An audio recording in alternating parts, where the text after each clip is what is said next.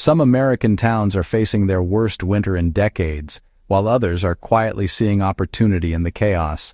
Most people see these stories as weather news. If you're the kind of person who wants to understand what extreme weather reveals about economic fragility, not just which towns got hit hardest, subscribe.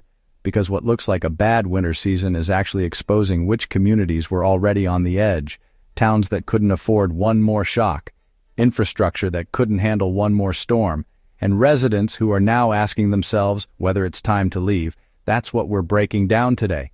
Winter 2025 didn't just bring snow and cold, it exposed infrastructure gaps, budget shortfalls, and demographic vulnerabilities that were already there. These aren't random disasters, they're stress tests, and when you look at which towns are struggling the most, you start seeing patterns: aging populations, shrinking tax bases, deferred maintenance, and declining industries. Today, we're breaking down 10 American towns hit hardest by winter 2025, not just because of snow totals, but because of what this winter revealed about their economic foundations. By the end, you'll see why some communities recover from disasters while others use them as exit ramps, and what that tells us about the next decade of American geography.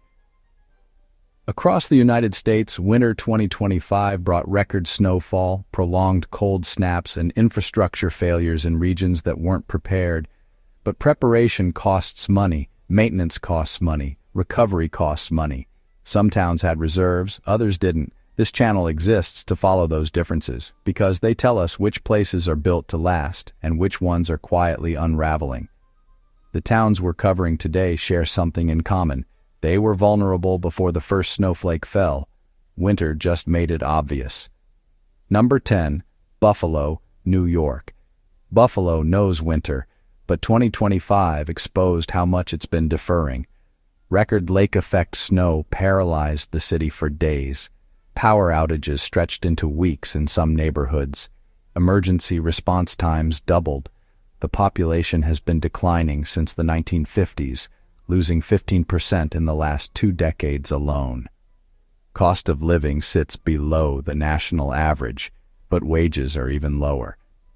The housing stock is older, with significant weatherization needs that many homeowners can't afford to address.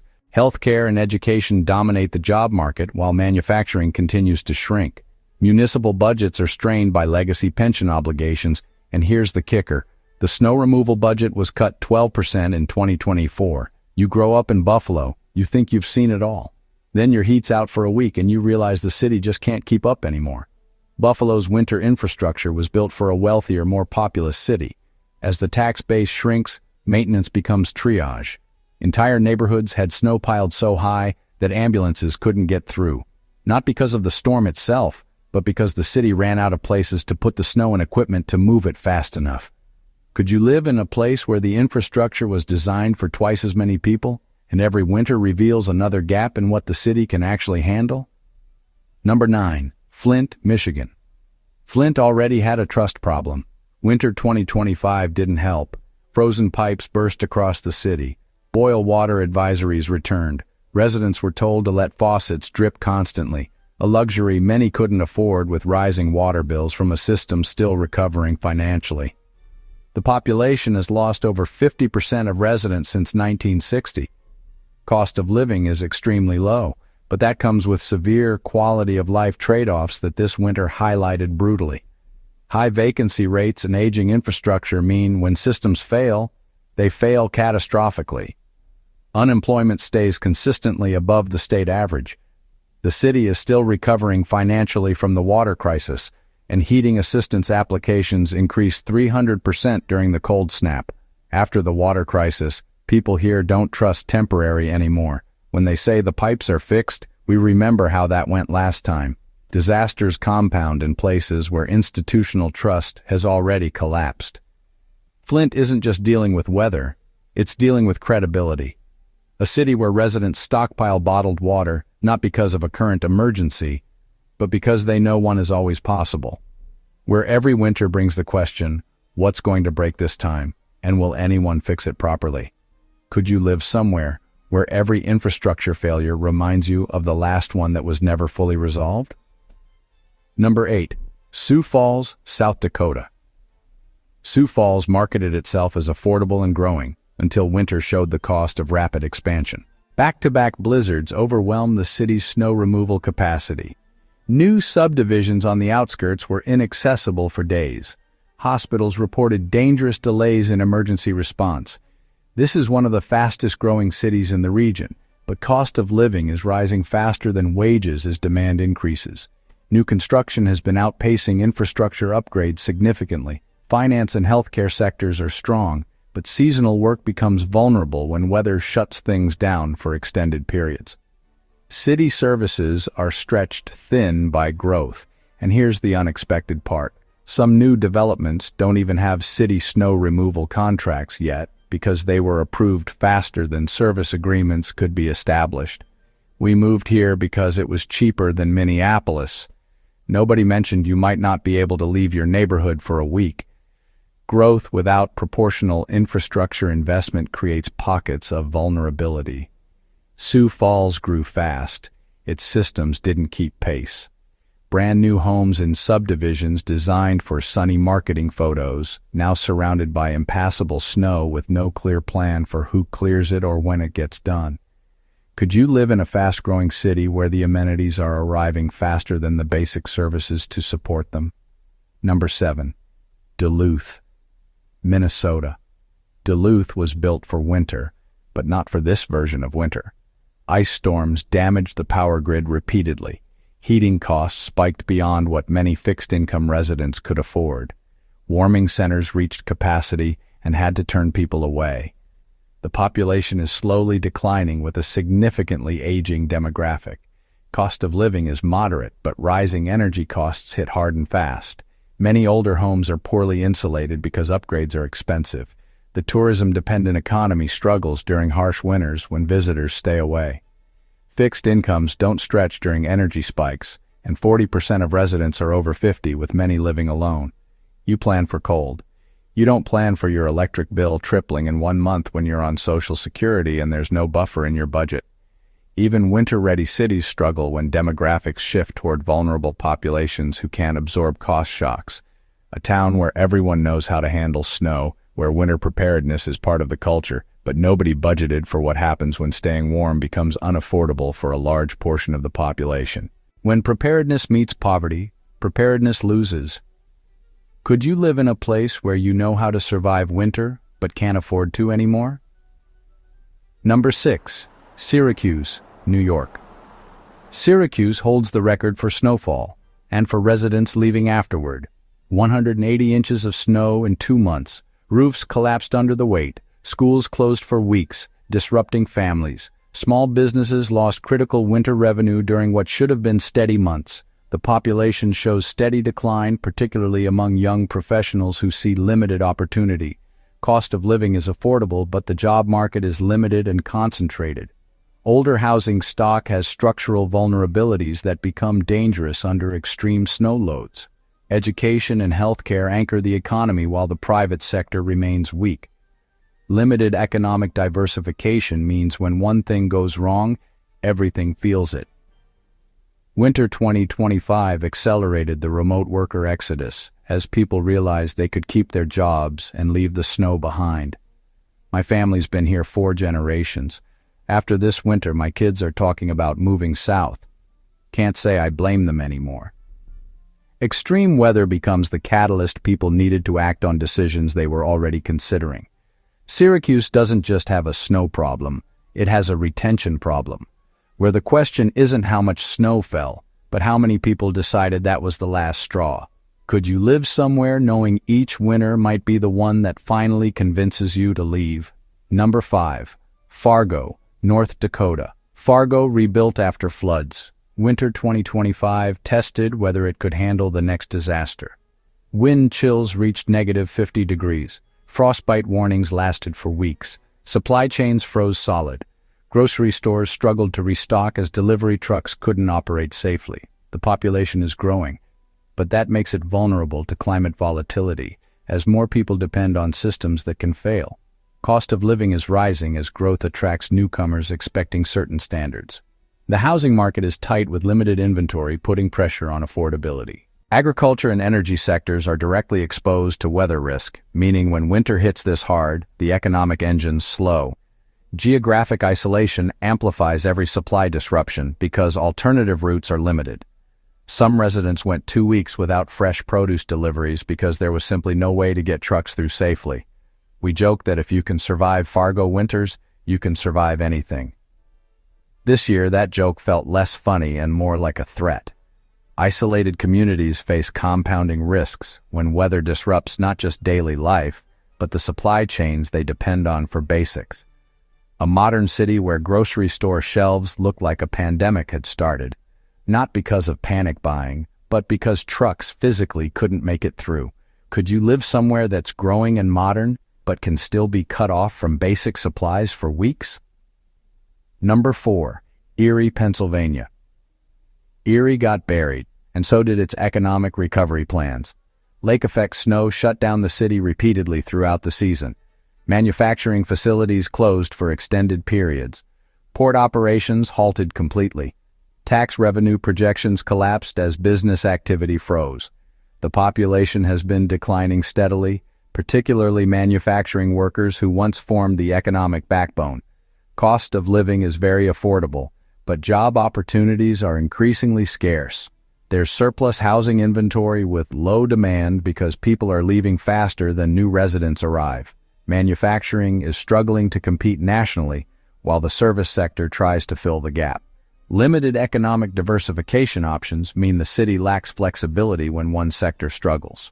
The city was in active talks with a major employer about relocating operations before winter disrupted those negotiations entirely. The city put everything into attracting new business. Then winter reminded everyone why businesses left in the first place. Economic redevelopment requires momentum and positive narrative. Extreme weather destroys both faster than any other factor. A city trying to rebrand itself as a comeback story, watching potential investors get stuck at the airport for 3 days and reconsidering everything about the location. Could you live in a city where every recovery effort gets buried under the next storm? Number 3, Marquette, Michigan. Marquette markets itself as a winter paradise, until you actually have to live through winter. Record snowfall exceeded 300 inches. Avalanche risks closed highways connecting the town to the rest of the state. Tourism dropped sharply. The economy that depends on winter, skiing, snowmobiling, winter sports, collapsed under too much of what it was selling. The population is small but relatively stable, heavily tied to the university which provides some insulation. Cost of living is moderate, but the isolation from major metros makes everything more expensive. Limited housing supply creates seasonal pricing volatility that hurts year-round residents. Jobs center on education, healthcare, and winter tourism. The economic model assumes ideal winter conditions, enough snow to be attractive, not so much to be dangerous. Ski resorts actually closed due to too much snow, creating avalanche risks and operational impossibilities. We sell winter as our brand, as our identity. But there's a sweet spot between charming Snowtown and you literally can't leave your house. We crossed it. Tourism economies built on seasonal appeal are fragile when the season becomes extreme. Marquette discovered its product has an expiration point, a town where the entire economy is designed around winter, and then winter becomes so severe that the tourists stop coming and residents start leaving. The thing you built your identity around becomes the thing driving people away. Could you live somewhere that markets the very thing that might eventually force you out? Number 2, International Falls, Minnesota. The coldest town in America got even colder and quieter. Extended periods below -40 degrees became the norm. Businesses closed for weeks because employees couldn't safely get to work. Healthcare access became critical as conditions made transport dangerous. Residents began openly discussing relocation, breaking a cultural taboo against leaving. The population is declining rapidly while aging significantly. Cost of living is extremely low, but that reflects lack of opportunity rather than affordability as a positive. Housing is abundant but difficult to sell because who wants to buy into this? The paper mill anchors the economy with little diversification to fall back on. Geographic isolation and extreme climate create a double barrier. Real estate agents report a 60% increase in listings after winter as people make the decision to leave. My grandfather helped build this town. My father worked at the mill his whole life. I'm the first generation saying maybe somewhere else, and that's hard. When a town's identity is tied to extremes, there's a tipping point where pride becomes burden. International Falls reached it this winter, a community where people wore the cold as a badge of honor, until the badge started feeling more like a chain keeping them trapped. Where being tough enough to stay stops feeling like strength and starts feeling like stubbornness. Could you live in the coldest town in America when even the locals are reconsidering? Number 1. Anchorage, Alaska. Alaska's biggest city faced a winter that even Alaskans called unlivable. Infrastructure failures cascaded as one system failure triggered others. Heating fuel prices spiked 200% as demand overwhelmed supply. Earthquakes during blizzards created compounding emergencies that tested every system. Cost of living increases pushed out longtime residents who thought they'd never leave. This marks the first sustained population decline in decades for a city that prided itself on growth. Cost of living was already the highest in the nation. Winter made it untenable for middle-class families. Severe housing shortage combines with aging infrastructure that's failing under pressure. The oil-dependent economy faces transition pressure as the industry changes and jobs become less secure. Geographic isolation amplifies every problem because there's no nearby city to draw resources from. Middle-class families are applying for heating assistance for the first time in their lives. You come to Alaska knowing it's hard, accepting that as part of the deal. But when your heating bill is $800 in 1 month and you're making tough choices between heat and food, frontier spirit starts feeling like a euphemism for unaffordable. Anchorage reveals the limit of resilience when geography, climate, and economics all move in the wrong direction simultaneously. America's most remote major city discovering that remoteness isn't romantic when supply chains break, energy costs soar, and escape routes freeze over. Alaska offered a trade. Accept hardship, get paid well, live in stunning wilderness. Winter 2025 showed what happens when the hardship increases exponentially, but the compensation doesn't keep pace. Could you live in Alaska's biggest city when Alaskans themselves are saying it's become too much? If you're still watching, you're seeing what most people miss. These towns aren't just dealing with bad weather.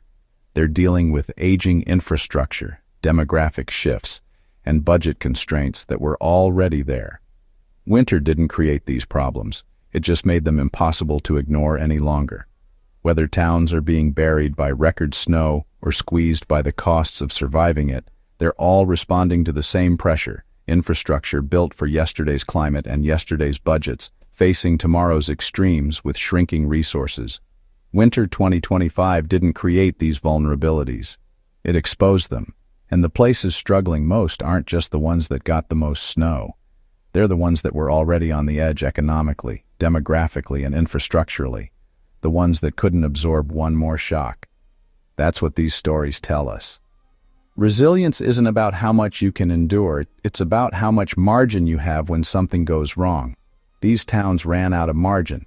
Some will recover. Others will use this winter as the reason they needed to make changes they'd been avoiding. And some residents will simply leave, joining the quiet migration from places where the cost of staying has finally exceeded the reasons to remain. That's the pattern hiding in plain sight. If this helped you see the bigger picture behind the headlines, subscribe. Every week, we break down the places and patterns most people won't think about until they're already feeling the impact. Because understanding where systems are fragile is how you see what's coming next, before it arrives. This isn't about fear. It's about seeing clearly. And if you made it this far, you're already someone who wants to see clearly. So subscribe and we'll keep breaking down what everyone else is scrolling past. Settings. Add all caps subtitles with a spoken word highlight. Use YouTube audio library, only use appropriate media. Use a male voice with a southern accent for the narrator.